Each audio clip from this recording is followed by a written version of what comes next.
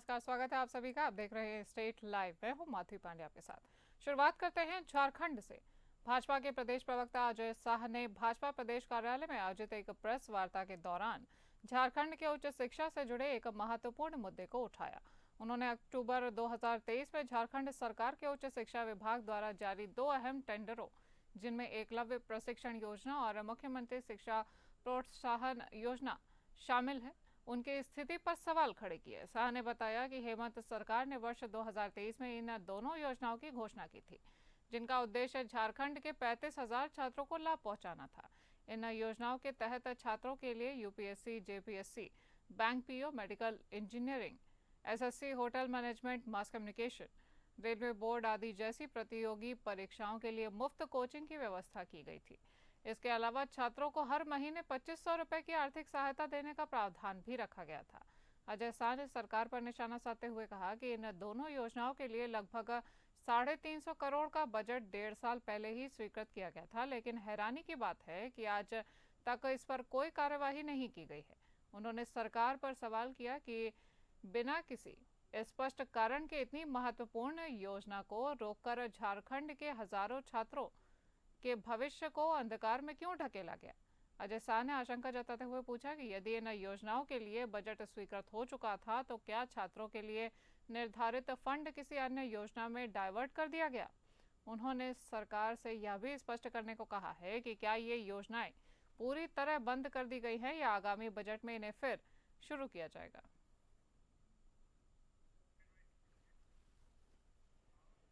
झारखंड लोक सेवा आयोग की चर्चा एक बार फिर से सुर्खियों में आ गई है। कारण है कि अध्यक्ष पद की नियुक्ति। पिछले 7 महीने से जेपीएससी अध्यक्ष पद खाली है, जिस वजह से 11वीं से लेकर 13वीं जेपीएससी परीक्षा के नतीजे नहीं आ पाए हैं।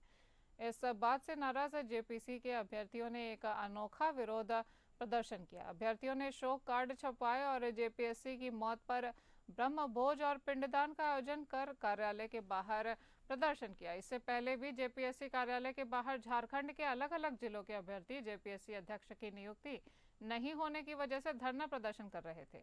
आज एक नया तरीका इन्होंने इख्तियार कर हिंदू रीति रिवाज के अनुसार पिंडदान करवाया। 23 साल की युवावस्था में स्वर्गवास हुए जेपीएससी की आत्मा की शांति के लिए छात्रों ने पिंडदान के साथ साथ यहां ब्रह्म भोज का भी आयोजन किया। सभी अभ्यर्थी इस ब्रह्म भोज में सम्मिलित भी हुए।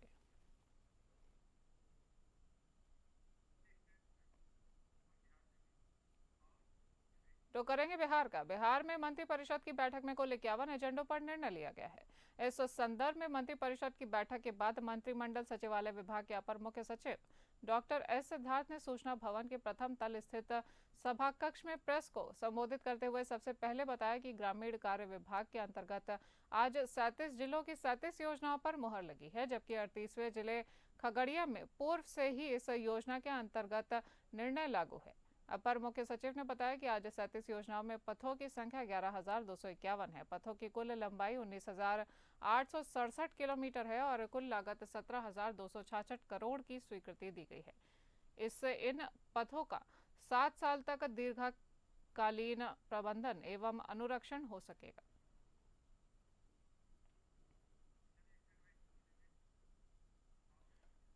बिहार के परिवहन विभाग के मंत्री शीला मंडल मीडिया के सवालों का जवाब देते हुए विपक्ष द्वारा लगातार लगाए जा रहे आरोपों पर कहने लगे कि कोई कुछ भी बोले उसे कुछ फर्क नहीं पड़ता है। आज पूरे बिहार की जनता हमारे नेता नीतीश कुमार को अपना आइडियल मानती है और उनके साथ आज भी लोग बहुत विश्वास करते हैं। हमारे नेता मुख्यमंत्री नीतीश कुमार सबका साथ सबका विकास के संकल्प के साथ काम करते हैं।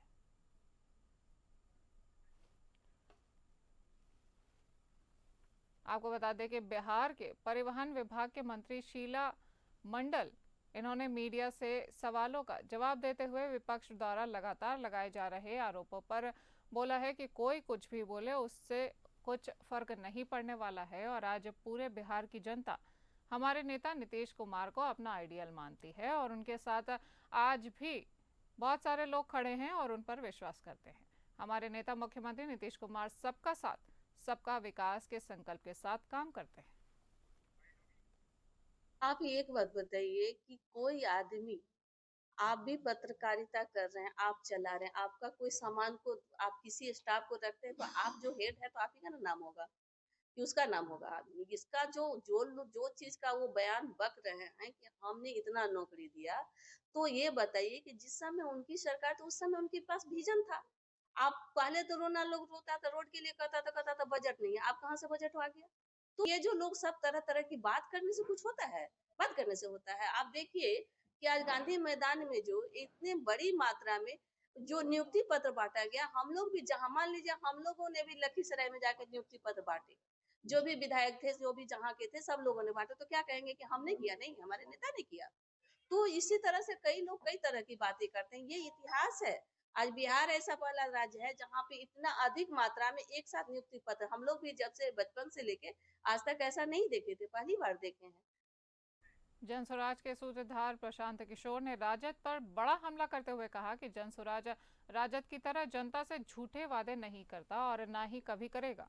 उन्होंने उदाहरण देते हुए बताया कि हाल ही में राजद ने माई बहन मान योजना की घोषणा की है, जिसके तहत हर महिला को 2500 रुपए प्रतिमाह दिए जाएंगे। बिहार में 6 करोड़ महिलाएं हैं, मतलब अगर हर महिला को हर महीने 2500 रुपए दिए जाएंगे तो हर साल करीब 1.5 लाख करोड़ रुपए का खर्च होगा।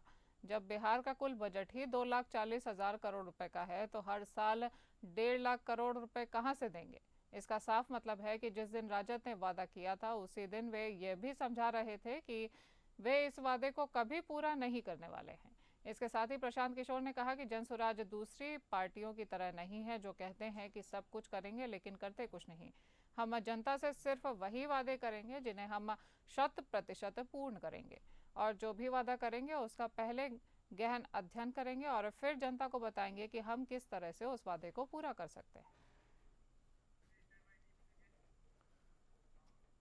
मुख्यमंत्री के द्वारा राज्य में खेल को बढ़ावा देने के लिए खेलो इंडिया के तहत सभी पंचायतों में लाखों की लागत से खेल मैदान को डेवलप कर खेल के लिए तैयार किया गया है, लेकिन स्थानीय चोरों के द्वारा इन खेल मैदान को भी नहीं बख्शा जा रहा है। दरअसल 5 फरवरी को अपने प्रगति यात्रा के दौरान मुख्यमंत्री नीतीश कुमार ने मुंगेर के नवागढ़ी दक्षिणी पंचायत में खिलाड़ियों के लिए खेल मैदान को डेवलप कर एक सौगात दी थी। इस मैदान में कई खेलों के लिए कोर्ट बनाया गया था, जहां खिलाड़ी अपनी खेल प्रतिभा को निखार सके। यह खेल मैदान रात्रि में भी रोशन रहे, इसको लेकर सरकार के द्वारा मैदान के चारों ओर 2,45,000 की लागत की 8 सोलर लाइट्स लगवाई गई थी, लेकिन स्थानीय चोरों की कुछ पैसों की खातिर इन लाइटों पर बुरी नजर पड़ गई और 5 फरवरी के उद्घाटन के बाद ही 5 दिनों के अंदर ही 8 में से 4 लाइटों की चोरी कर ली गई, जिससे मैदान का एक भाग बिल्कुल अंधकार में डूब गया है और रात्रि में वॉकिंग और खेलने वालों को काफी परेशानी का सामना करना पड़ रहा है। वहीं स्थानीय लोगों ने बताया कि मुख्यमंत्री के उद्घाटन के बाद ही लाइटों की चोरी कर ली गई है, जिसको लेकर स्थानीय थाना में आवेदन दिया गया है।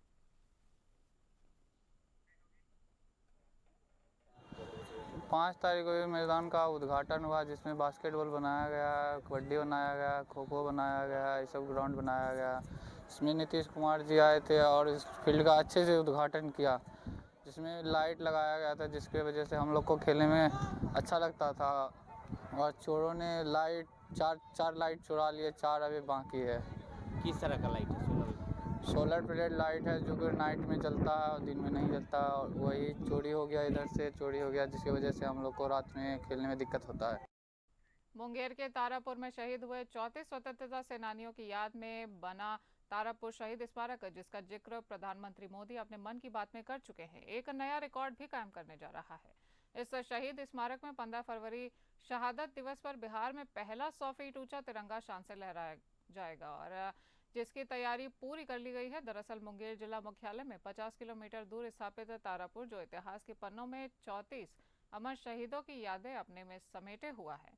जानकारी के अनुसार 15 फरवरी 1932 को ब्रिटिश हुकूमत द्वारा हुए भीषण नरसंहार के लिए ये जाना जाता है। आज़ादी के दीवाने 34 वीरों ने तारापुर थाना भवन पर तिरंगा फहराने के संकल्प को पूरा करने के लिए सीने पर गोलियां खाई थी और वीर गति को प्राप्त हुए थे, जिनमें से मात्र 13 शहीदों की ही पहचान हो पाई थी। प्रधानमंत्री मोदी ने 31 जनवरी 2021 को मन की बात कार्यक्रम में इन आज़ादी के नायकों की चर्चा की थी और उन्हीं शहीदों की याद में तारापुर थाना के सामने शहीद स्मारक की स्थापना की गई है, जहां आदमकद प्रतिमाओं को उन शहीदों की याद में लगाया गया है। लेकिन अब इन शहीदों को सच्ची श्रद्धांजलि देने के लिए इस शहीद स्मारक परिसर में राज्य सरकार की पहल पर आईटीसी मुंगेर के द्वारा 100 फीट ऊंचा तिरंगा लगाया गया है। इस तिरंगे को 15 फरवरी को शहादत दिवस के मौके पर फहराया जाएगा और 15 फरवरी को बिहार के उप मुख्यमंत्री सम्राट चौधरी और स्थानीय जनप्रतिनिधि और जिलाधिकारी सहित अन्य गणमान्य लोगों की उपस्थिति में झंडोत्तोलन कर इस 100 फीट ऊंचे तिरंगे को फहराया जाएगा। 15 फरवरी 1932 ईस्वी को आज़ादी के दीवाने हाथ में तिरंगा लिए सर्वप्रथम तारापुर थाना भवन से यूनियन जैक उतार के भारत का तिरंगा फहराया था। जालियांवाला बाग के बाद ये दूसरी सबसे बड़ी घटना थी जिसमें कई वीरों ने शहादत दी, जिसमें 34 वीरों की पहचान हो पाई। उन 34 वीरों के याद में आज स्मारक बनाया गया है और हम लोगों ने लगातार ये मांग किया था कि तारापुर थाना भवन को, तारापुर शहीद स्मारक को राष्ट्रीय धरोहर घोषित किया जाए और उसमें 100 फीट का भव्य तिरंगा लगाया जाए। आज हमारे बिहार के माननीय यशस्वी उप मुख्यमंत्री सम्राट चौधरी जी ने उस स्मारक में 100 फीट का तिरंगा लगाया और इसी का उद्घाटन 15 फरवरी को होना है। हम सभी ग्रामवासियों, शहरवासियों से निवेदन करते हैं कि आप लोग उस दिन 15 फरवरी को आएँ और शहीदों को नमन करें और उन्हें श्रद्धांजलि अर्पित करें। सहरसा जिले के बैजनाथपुर गम्हरिया में तेज रफ्तार कार अनियंत्रित होकर बिजली के खंभे से टकरा गई। कार में 5 लोग सवार थे। हादसे में एक की मौके पर ही मौत हो गई जबकि 4 लोग गंभीर रूप से घायल हो गए हैं। हादसे के बाद स्थानीय लोगों ने घायलों को इलाज के लिए लॉर्ड बुद्धा मेडिकल कॉलेज में भेजा है। मृत युवक जिले के परमानंदपुर थाना क्षेत्र के बरदहा गांव निवासी है। हादसे में घायल हुए सभी घायल माधेपुरा जिले घेलाड़ थाना क्षेत्र रामपुर निवासी हैं और पुलिस ने मौके पर पहुंचकर मृतक के परिजनों को सूचना दी और पूछताछ पर मृतक के परिजनों ने बताया कि सभी कार में सवार होकर अररिया से वापस लौट रहे थे, तभी सपहा के समीप कार बिजली के खंभे से टकरा गई जिसमें सवार 4 लोग जख्मी हुए हैं जबकि ऋतिक की मौत हो चुकी है। ये लड़का अररिया से, ये डॉक्टर का एमआर का काम करता था। अररिया से आ रहा था अपने साथी के साथ। बैजनाथपुर से आगे सपहा बजरंगबली मंदिर के पास गाड़ी अनियंत्रित होकर पोल में टकरा के ये दुर्घटना हुई है जिसमें ऋतिक राज की मौत हो गई। 4 लोग जख्मी हैं। 4 लोग जख्मी हैं जो अभी अस्पताल में भर्ती है। सुपौल पुलिस ने प्रतापगंज थाना क्षेत्र में हुई हत्याकांड का सफल उद्भेदन करते हुए 2 शातिर अपराधियों को गिरफ्तार किया है जिसके पास से हथियार भी बरामद किया गया है। दरअसल 6 फरवरी को प्रतापगंज थाना क्षेत्र अंतर्गत सेतुहर गांव में एक युवक की गोली मारकर हत्या कर दी गई थी। मृतक की पहचान प्रतापगंज के बेलही निवासी अरविंद कुमार के रूप में हुई थी। पुलिस ने मामले में कांड दर्ज कर घटना की जांच शुरू कर दी है। एसपी शैशव यादव ने बताया कि इस मामले में बीरपुर अनुमंडल पुलिस पदाधिकारी सुरेंद्र कुमार के नेतृत्व में एसआईटी टीम का गठन किया गया है। गठित टीम द्वारा मामले की जांच वैज्ञानिक अनुसंधान के सहारे शुरू की गई है। जांच के क्रम में पुलिस ने इस मामले में 2 आरोपियों को गिरफ्तार किया है। गिरफ्तार अपराधियों के पास से लोडेड देशी कट्टा और घटना में प्रयुक्त एक बाइक भी बरामद की गई है। बताया गया है कि पूछताछ में अपराधियों ने इस घटना में अपनी संलिप्तता स्वीकार की है और दोनों अपराधियों का आपराधिक इतिहास रहा है। फिलहाल पुलिस गिरफ्तार दोनों अपराधियों को न्यायिक हिरासत में भेज चुकी है। मिली कि एक व्यक्ति को गोली मार के हत्या कर दी गई है। हम लोग वहाँ पहुँचे, थाना गई वहाँ पर, और उस मृतक का पहचान अरविंद रजक के रूप में हुआ जो कि लोकल प्रतापगंज का ही रहने वाला है।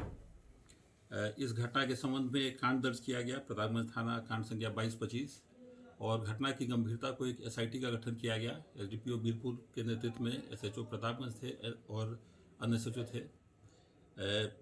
अनुसंधान के क्रम में हम लोगों को जानकारी मिली कि इसकी जो हत्या जिन्होंने किया है उसका लोकेशन हम लोग को पता चला कि ये सब अभी कहीं भाग रहे हैं। हम लोग छापामारी करके उसे गिरफ्तार किए और थाने पे लाया गया, पूछताछ किया गया। 2 व्यक्ति थे, एक उपदेश यादव और दूसरा था मोहम्मद रईस।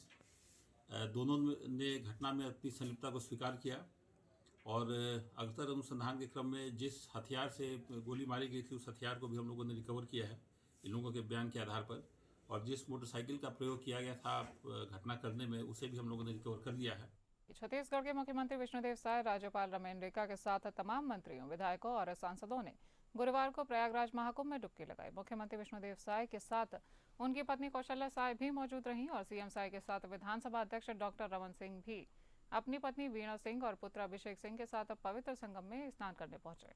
मुख्यमंत्री साय ने मंत्रिमंडल के अपने सदस्यों के साथ तीर्थराज प्रयाग में त्रिवेणी संगम में पुण्य स्नान करने और समस्त प्रदेशवासियों की सुख समृद्धि की कामना भी की। इससे पहले मुख्यमंत्री विष्णुदेव साय के साथ मंत्री, विधायक और सांसद गुरुवार सुबह रायपुर के विवेकानंद एयरपोर्ट से विशेष विमान से रवाना हुए। सुबह लगभग 8:30 बजे स्वामी विवेकानंद विमानतल रायपुर से प्रयागराज के लिए वो रवाना हुए और 9:40 पर प्रयागराज एयरपोर्ट पहुंच गए। प्रयागराज एयरपोर्ट पर उत्तर प्रदेश के प्रशासनिक अफसरों ने मुख्यमंत्री विष्णुदेव साय सहित सभी का स्वागत किया और प्रयागराज एयरपोर्ट पर मुख्यमंत्री विष्णुदेव साय, राज्यपाल और विधानसभा अध्यक्ष समेत सभी मेहमानों को 5 इलेक्ट्रिक बसों के माध्यम से त्रिवेणी संगम ले जाया गया।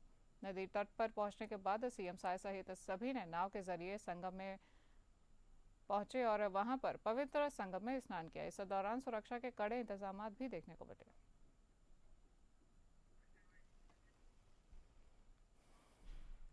बलरामपुर जिले में तमाम तरह के सरकारी योजनाओं और विकास के दावों के बीच एक ऐसी तस्वीर सामने निकल कर आई है जिससे देखकर सहज रूप से समझा जा सकता है कि विकास के दावे महज कागजी दावे हैं, क्योंकि जिले में स्वास्थ्य व्यवस्था झेलगी पर टिकी है।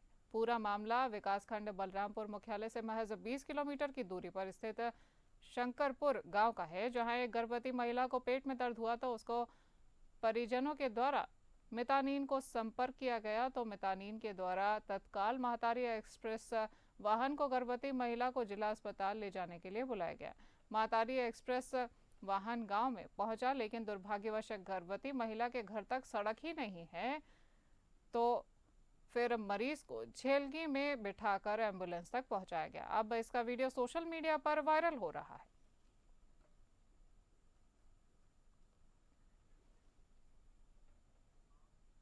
निकाय चुनाव के बीच दुर्ग में 361 पेटी अवैध शराब की पकड़ी गई है। आपको बता दें कि जिला मुख्यालय से 18 किलोमीटर दूर जेवरा सिरसा चौकी अंतर्गत ग्राम डांडेसरा के खेत में भारी मात्रा में शराब मिली है। ग्रामीण पंचायत चुनाव पर खपाने की आशंका जता रहे हैं। बुधवार से गुरुवार की मध्य रात्रि 1 बजे पुलिस को सूचना मिली थी कि प्लास्टिक के बोतल में शराब मिली है। बोतल में किसी तरह की पैकेजिंग की जानकारी नहीं है। मौके से 2 युवकों को पुलिस ने गिरफ्तार किया है, जबकि एक आरोपी अब भी फरार चल रहा है। शराब कहां से आई है और अब तक ये पता नहीं चल पाया है। बात करते हैं मध्य प्रदेश के। ग्वालियर आबकारी विभाग की सख्ती के बाद भी अवैध शराब की बिक्री कम होने का नाम नहीं ले रही है। ग्वालियर में पुरुषों के साथ महिलाएं भी शराब की तस्करी में लिप्त पाई जा रही हैं। ग्वालियर में आबकारी विभाग की टीम ने छापामारी करते हुए एक महिला तस्कर के मकान से देसी क्वार्टर, बियर की कैन सहित लगभग 64 लीटर शराब जब्त की है। दरअसल ग्वालियर की आबकारी विभाग को सूचना मिली थी कि कोतवाली थाना क्षेत्र दौलतगंज बाला बाई बाजार में एक महिला मनीषा बंसल अपने मकान से शराब बेच रही हैं, जिसकी सूचना पर आबकारी विभाग की टीम ने उसके मकान पर दबिश दी। जब मनीषा बंसल के मकान की तलाशी ली गई तो महिला के मकान में देसी शराब और बियर की कैन मिली, जो कुल 64 लीटर शराब थी, जिसको आबकारी विभाग ने बरामद कर महिला तस्कर को हिरासत में लेकर उसके खिलाफ आबकारी अधिनियम के तहत मामला दर्ज किया है। पुलिस महिला तस्कर से अब पूछताछ में जुटी हुई है। शिवपुर के खनिया थाना में ग्लूकन से नकली फिंगर प्रिंट बनाकर लाखों की ठगी करने वाला एक गैंग सदस्य को खनिया थाना पुलिस ने गिरफ्तार किया है। गिरोह में शामिल एक महिला और 3 अन्य आरोपी अभी भी फरार चल रहे हैं। पिछले 3 सालों में आरोपियों ने 200 से 250 लोगों से करीब 20 लाख रुपए की ठगी की है। आरोपी मजदूरों को केवाईसी अपडेट करने के बहाने उनके अंगूठों पर चिपचिपा पदार्थ लगाकर नकली थंबप्रिंट तैयार करते थे, फिर आईपीएस के जरिए पीड़ितों के खातों से पैसे निकाल लेते थे और गिरोह ने ठगी के पैसों से खनिया थाना के राजापुर चौराहे पर 5 लाख रुपए का एक प्लॉट भी खरीदा है और उस पर 8 दुकानें भी बनवा ली हैं। मामले का खुलासा तब हुआ जब बल्लोबाई नाम की एक आदिवासी महिला ने 11 फरवरी को पुलिस से शिकायत दर्ज की थी और उन्होंने बताया कि 4-5 महीने पहले मजदूरी के लिए सिमलार गई थी, जहां आरोपी भूपेंद्र लोधी ने केवाईसी के नाम पर उनके अंगूठे का स्कैन किया था। बाद में जब बल्लोबाई अपने खाते से पैसे निकालने गई तो पता चला कि 5, 7 और 9 अक्टूबर 2024 को उनके खाते से 30,000 रुपए निकाले जा चुके हैं। पुलिस 11 फरवरी को मुख्य आरोपी भूपेंद्र लोधी को गिरफ्तार कर चुकी है। पूछताछ में भूपेंद्र लोधी ने कबूल किया है कि उसके पास खुद का कियोस्क बैंक है। उसने अपने 2 दोस्तों के साथ मिलकर गिरोह बनाया था। इसमें उसने अपनी साली को भी गिरोह में शामिल कर लिया है। उसने बताया कि अब तक 200 से 250 लोगों को करीब शिकार बनाया जा चुका है। कल बल्लोबाई आदिवासी निवासी जलकुई की रिपोर्ट करने आई थी कि मेरे खाते से किसी व्यक्ति ने 30,000 रुपये निकाल लिए हैं। उसने नामदर्ज रिपोर्ट की थी, रूपेपुर का है, भूपेंद्र लोधी। उसके विरुद्ध FIR दर्ज हुई है 420, 470 पुरानी धाराओं में। आप लोग समझ पाओगे, पुरानी धाराओं में दर्ज हुई है 420, 465, 467, 468 और 471 में। नई धाराएं जो अलग अलग हैं, 318 है, 338, 336 है और 340 के धाराओं में अपराध पंजीबद्ध किया था। तथा जैसे ही अपराध पंजीबद्ध हुआ तो श्रीमान पुलिस अधीक्षक महोदय द्वारा, चूँकि जो घटना घटित हुई है वो आदिवासी महिला के साथ में हुई थी। करेंगे पंजाब का कपूरथला में एक युवक की उसके करीबी दोस्तों ने ही बेरहमी से हत्या कर डाली। जानकारी के अनुसार करीब 2 माह पहले दुबई से घर लौटे एक युवक की उसके करीबी दोस्तों द्वारा ही हत्या करने का मामला प्रकाश में आया। जानकारी देते हुए मृतक के भाई हरविंदर सिंह ने बताया कि उसका छोटा भाई जसविंदर सिंह 2 महीने पहले दुबई से आया था और उसके दोस्त आकर उसे घर से ले गए थे, जिसके बाद उसे एक दोस्त ने परिवार को फोन करके सूचित किया कि आपके बेटे की हत्या की जा चुकी है। उन्होंने बताया कि जब हम मौके पर पहुंचे तो जसविंदर सिंह खून से लथपथ गंभीर हालत में गांव के खेतों में पड़ा मिला और उसके शरीर पर तेज धार हथियारों से हमला किया गया था। उन्होंने बताया कि उसे तुरंत इलाज के लिए सिविल अस्पताल सुल्तानपुर लोधी लेकर गए, जहां डॉक्टरों ने कुछ देर उपचार के बाद ही उसे मृत घोषित कर दिया। उन्होंने आरोप लगाया कि जसविंदर सिंह की उसके दोस्तों ने बेरहमी से हत्या कर डाली है। उन्होंने पुलिस प्रशासन से न्याय की गुहार की है। उधर जब इस घटना की जानकारी थाना सुल्तानपुर लोधी पुलिस को मिली तो थाना प्रमुख इंस्पेक्टर हरगुरदेव सिंह पुलिस पार्टी सहित मौके पर पहुंचे और मामले की जांच शुरू कर दी।